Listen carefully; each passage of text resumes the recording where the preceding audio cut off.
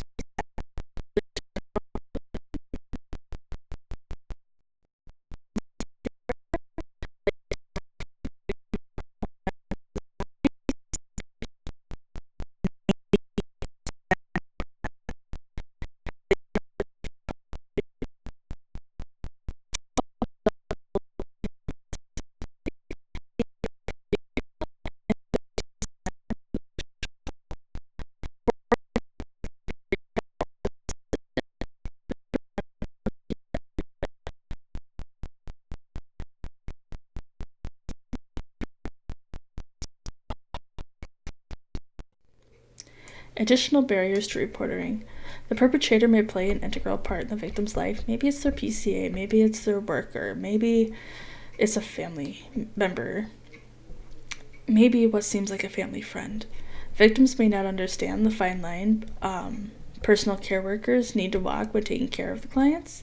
Fear of punishment, learned compliance, fear of not being believed. All of these are huge barriers.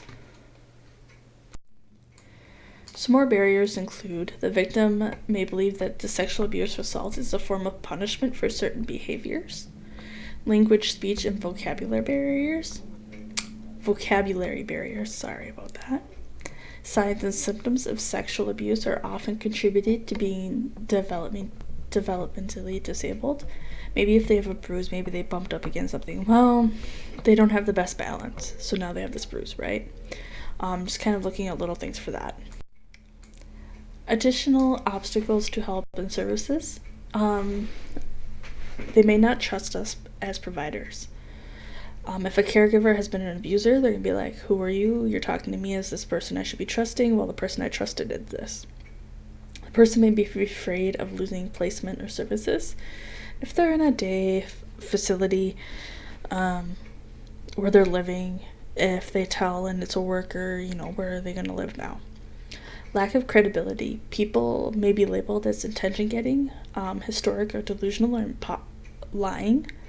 Fear of misconceptions about mental illness, that the person is dangerous, that a person suffering from mental illness lacks quality of capacity, and stigma.